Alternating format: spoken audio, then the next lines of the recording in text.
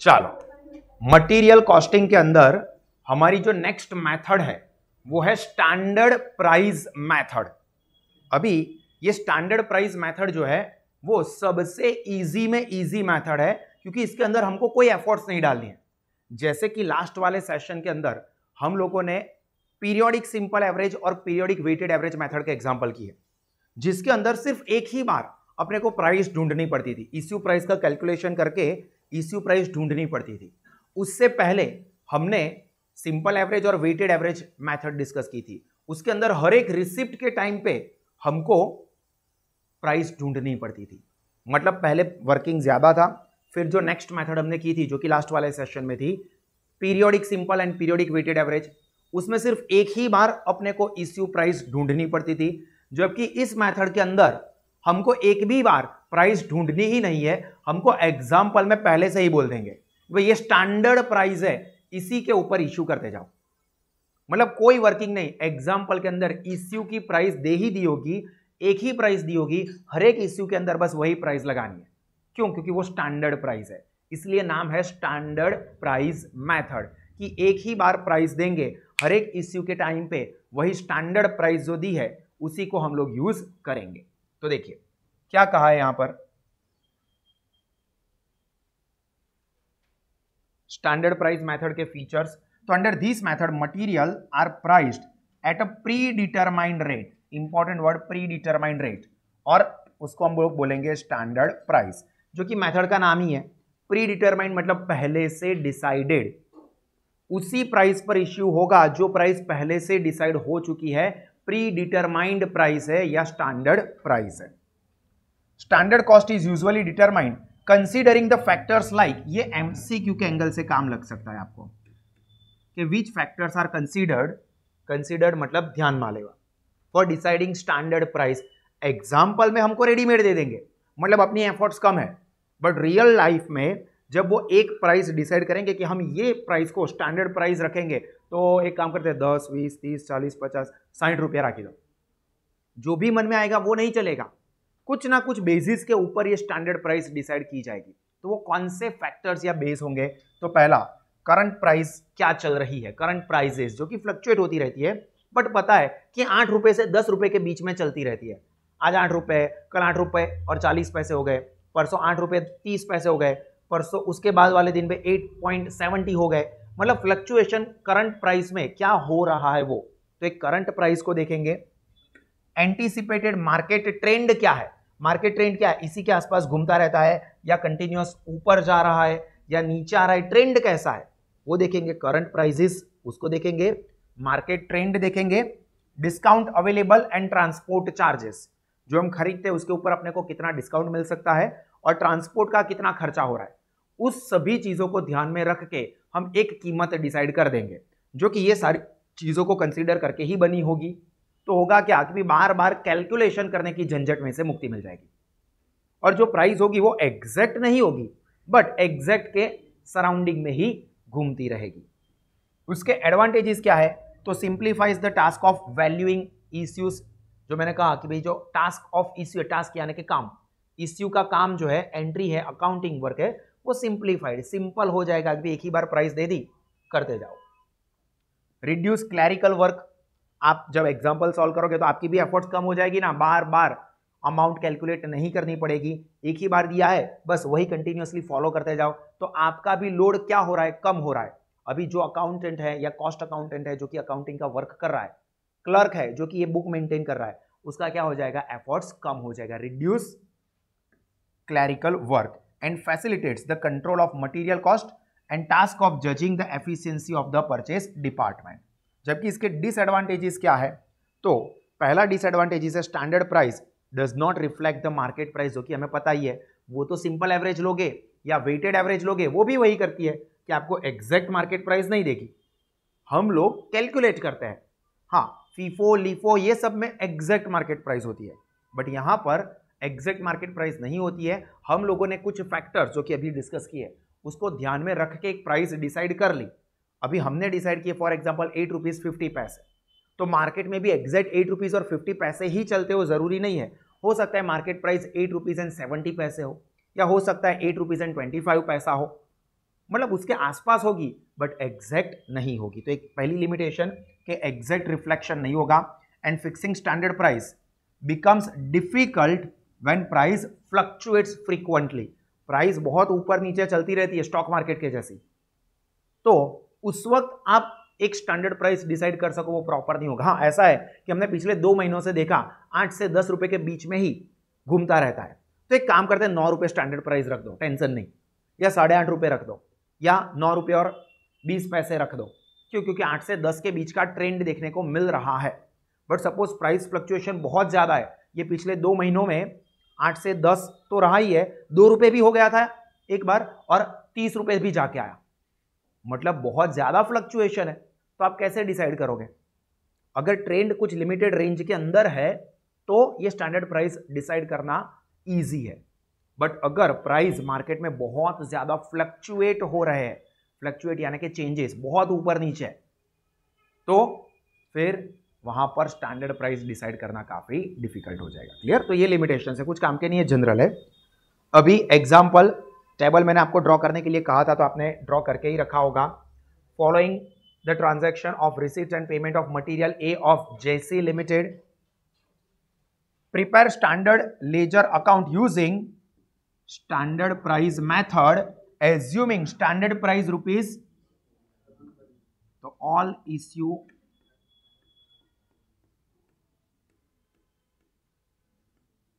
Eight ₹7।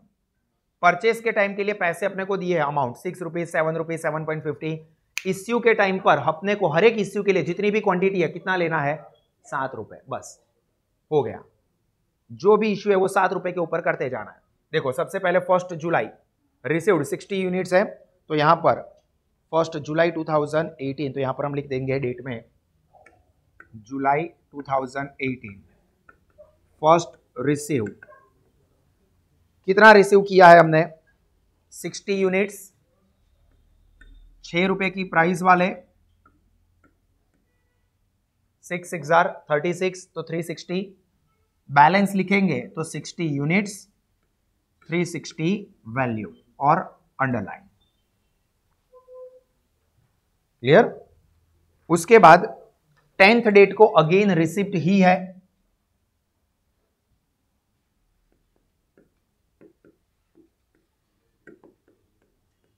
Receipt कितने units है, कौन से रेट पे खरीदा है? 630, 9 7 63, मतलब 63, तो पीछे एक 0 लगा देंगे, 630। अभी यहां पर बैलेंस लिखेंगे तो दोनों का क्या कर देंगे टोटल, तो 60 + 90 150 एंड 360 + 630 9, लिखो।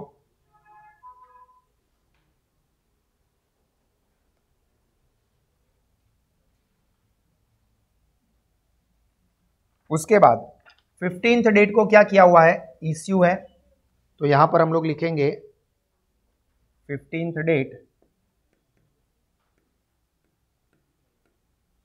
कितने यूनिट इश्यू किए हैं? 40, तो यहां पर 40 यूनिट, कितने रुपए में? 7। स्टैंडर्ड प्राइस पहले से दी हुई है, तो हर एक इश्यू ₹7 पर ही करना है। बोलो। अभी हम बैलेंस लिखेंगे तो पहले देखो 150 था, उसमें से 40 चला गया, और बैलेंस जो लिखेंगे वो 990 में से 280 को माइनस करो। ये कैसा है मैं यहां पर दिखा रहा हूं, 990 माइनस 280, 990 माइनस 280 करके अपने को 710 मिल गए। क्लियर? सिंपल। एग्जाम में एक्सपेक्टेशन इस मेथड के बहुत कम है, ये बहुत ज्यादा इजी हो गया, तो ऐसा पूछेंगे नहीं। अगर 5 मार्क तक एग्जाम्पल पूछना है तो शायद ले ले। चलो 15th डेट के बाद 20 डेट पे अगेन इश्यू ही है, कितने यूनिट इश्यू किया है? 40। प्राइस कौन सी लेंगे? सेम 7 रुपीज हर एक इश्यू के लिए 7 रुपए जो प्री डिटरमाइंड है वही लेना है। बैलेंस लिखेंगे तो 110 में से 40 जाएंगे 70 और ये 710 में से 280 जाएंगे तो 430। 710 माइनस 280,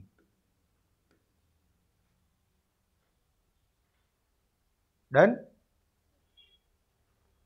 चलो उसके बाद 25th डेट,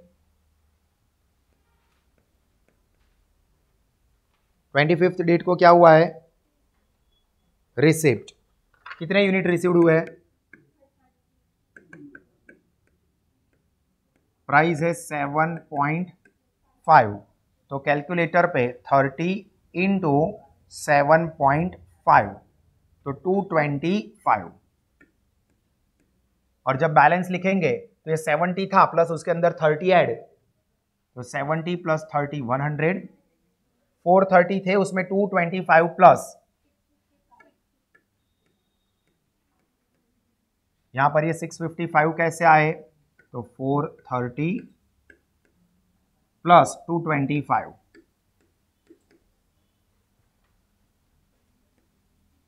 655।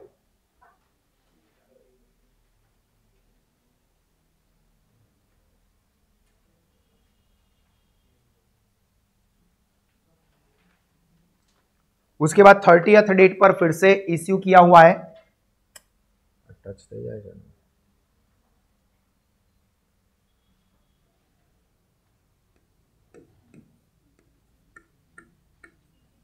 कितने इश्यू किए 30 तारीख को, 50 यूनिट्स,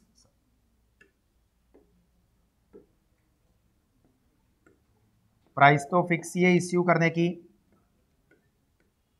तो 50 इंटू 7 350, 100 में से 50 जाएंगे तो 50 बचेंगे, 655 में से 350 जाएंगे, ये मैं जो बाजू में वर्किंग दिखा रहा हूं वो आपको दिखाने की जरूरत नहीं है, आपके अंडरस्टैंडिंग के लिए। 655 में से 350 माइनस, और भी आप रेफरेंस के लिए लिखना चाहो तो लिख सकते हो for your knowledge purpose, but exam में ये लिखने का जरूरत नहीं है, ये वाला। और आखिरी 30th डेट के बाद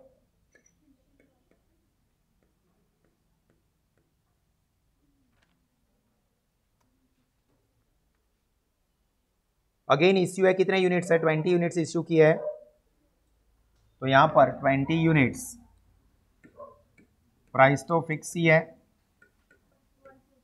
140, तो अभी फाइनल जो अपना बैलेंस बचेगा 50 में से 20 गए तो 30 एंड 305 में से 165,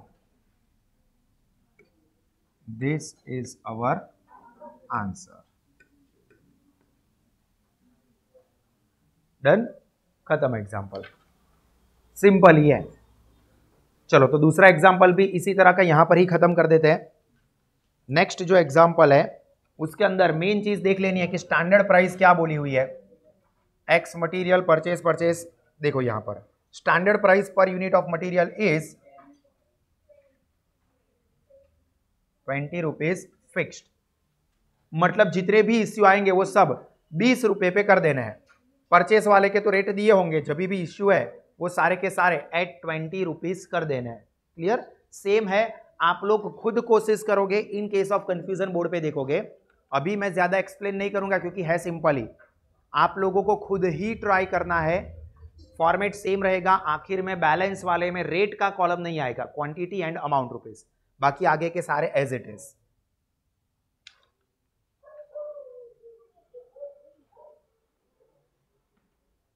टाइटल लिख दोगे, हर एक में टाइटल लिखना जरूरी है, ये मत भूलना। Store ledger as per standard price method, और यहां पर स्टैंडर्ड प्राइस दे दी है तो लिख देंगे ब्रैकेट में स्टैंडर्ड प्राइस ₹20।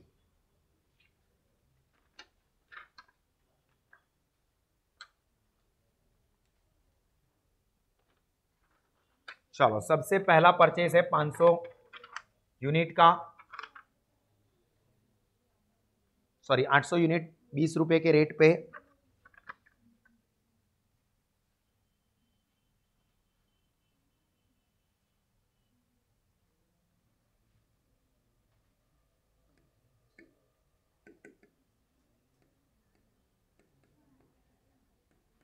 थर्ड डेट को पहला परचेज 800 यूनिट,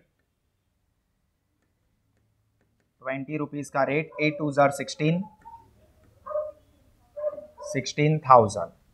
तो यहां पर 800,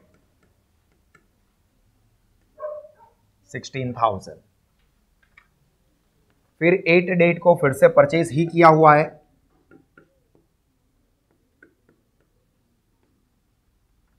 700 यूनिट खरीदे हैं 18 रुपए की प्राइस पर, 700 इंटू 18, 12,600। तो यहां पर 800 प्लस 700 बैलेंस लिखेंगे वो 1500, और 12,600 प्लस 16,000 बैलेंस की वैल्यू अमाउंट 28,600। यह आया है 16,000 प्लस 12,600 करके। થઈ ગયો एग्जाम्पल, गुड। आम भी सिंपल है, कसु है नहीं आमा। फिर 9th डेट को इश्यू किया हुआ है,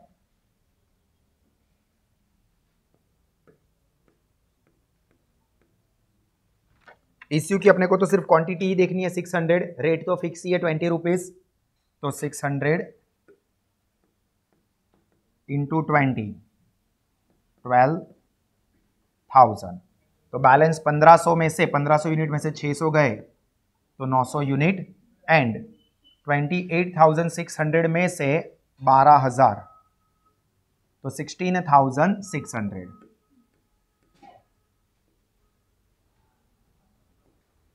ये हम लाए 28,600 माइनस 12,000 करके।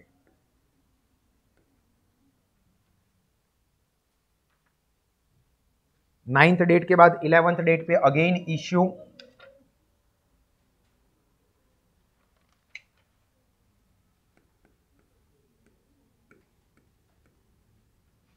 और इश्यू किया हुआ है 800 यूनिट का,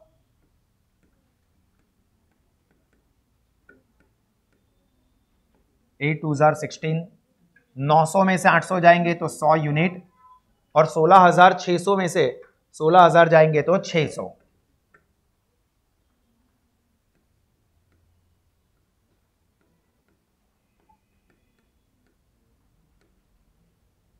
तो 100 यूनिट 600 रुपए की वैल्यू। फिर 17th डेट पर परचेज किया हुआ है,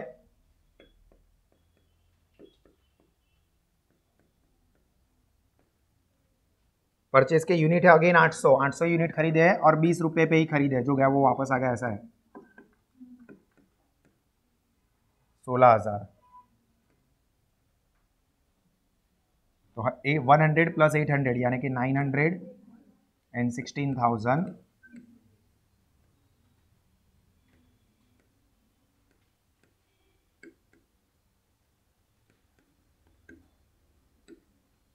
प्लस 16,000। 25 डेट पे अगेन परचेज,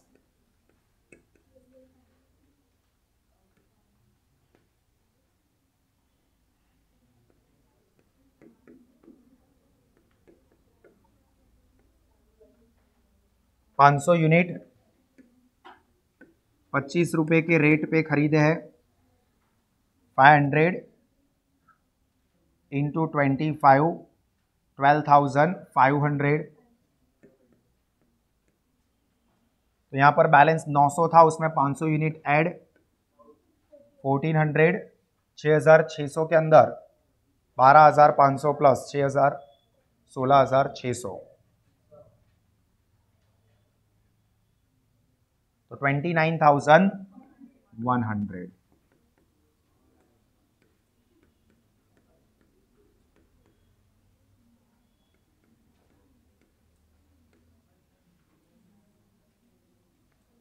और लास्ट में 31 डेट पे अगेन इश्यू है,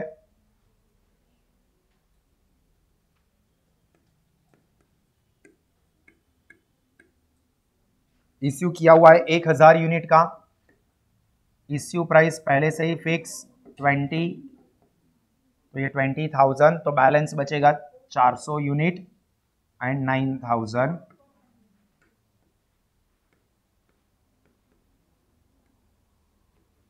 minus 20,000.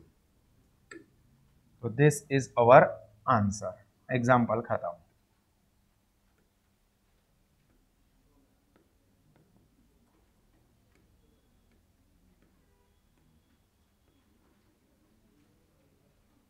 Then एग्जाम्पल हमारे खत्म. चलो, इसमें कोई किसी को कंफ्यूजन है?